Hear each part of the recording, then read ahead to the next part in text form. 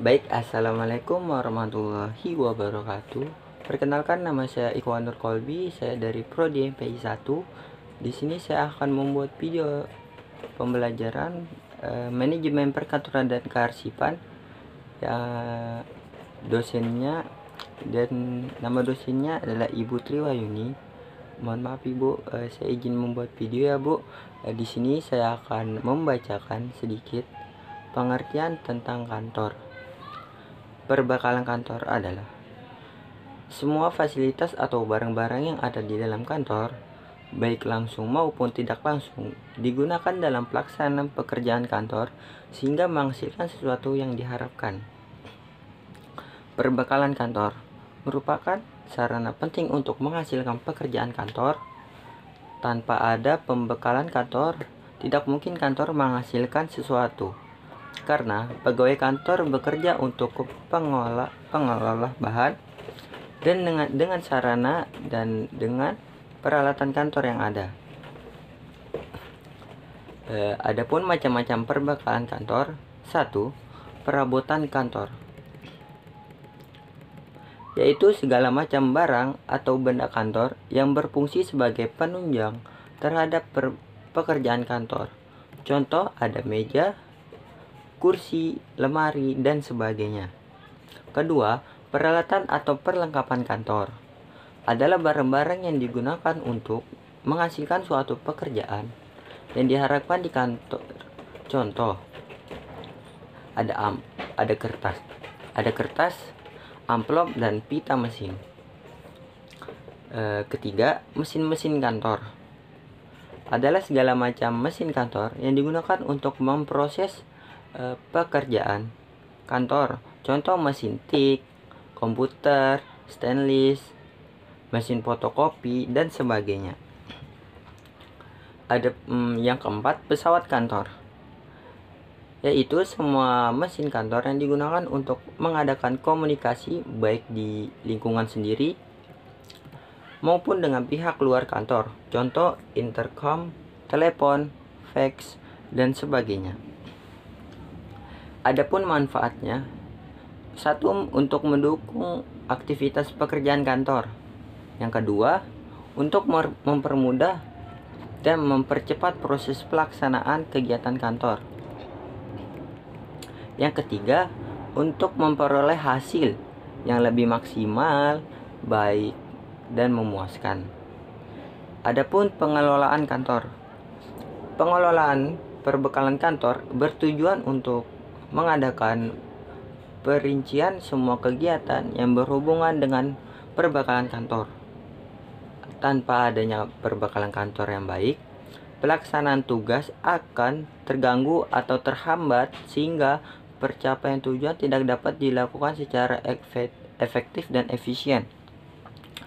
Adapun kebutuhan perbekalan kantor. Untuk menunjang motivasi pegawai dalam menyelesaikan pekerjaan sangat bergantung pada sarana dan sistem pengelolaan yang efektif. Tanpa adanya fasilitas, sarana dan prasarana kantor, tidak mungkin tujuannya suatu lembaga dapat tercapai. Contoh sarana kantor seperti meja, kursi, tempat penyimpanan dokumen, mesin-mesin kantor, peralatan perlengkapan kantor, dan lain-lainnya. Cara memeliharanya. 1. Membersihkan barang-barang secara teratur, terutama setelah barang tersebut dipergunakan. Selalu memisahkan barang yang rusak dan tidak rusak. Kedua, selalu memperbaiki barang yang rusak. Selagi barang itu bisa diperbaiki, sebaiknya jangan dibuang supaya lebih hemat pengeluaran duitnya. Ketiga, memperhatikan cara penyimpanan barang yang baik, benar, dan teratur sesuai dengan jenis dan kode masing-masing. Keempat, selalu menyimpan kembali barang yang telah digunakan pada tempat semula dalam keadaan baik dan benar. Kelima, selalu mengoperasikan atau menggunakan barang-barang kantor sesuai dengan petunjuk dan aturan. Adapun kebutuhan dan fungsi kantor. Yang pertama, memory card, flash disk, dan external hard disk berfungsi untuk menyimpan data-data digital dengan kapasitas berbeda dari komputer satu ke komputer lainnya. Kedua, stop map,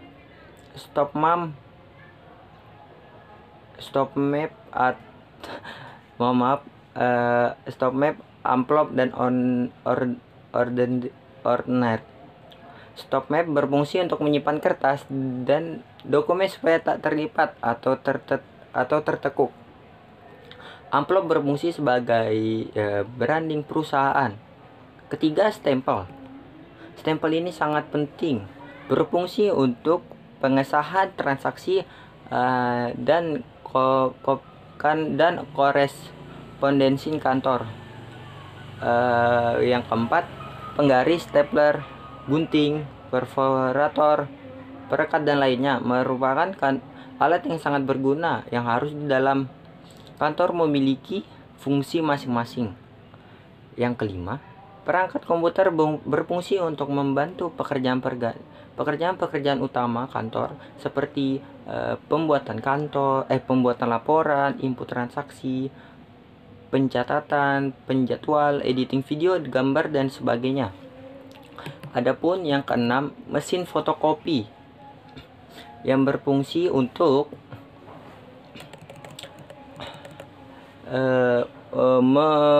menduplikasi file yang terdapat pada hard disk yang terdapat dalam hard copy atau kertas. Ketujuh, alat penghancur kertas berfungsi untuk menghancurkan kertas menjadi potongan-potongan kecil dengan tujuannya untuk mengamankan dokumen-dokumen yang penting. Baik, itu saja yang saya dapat sampaikan. Kurang lebihnya saya mohon maaf. Assalamualaikum warahmatullahi wabarakatuh. Terima kasih, Bu.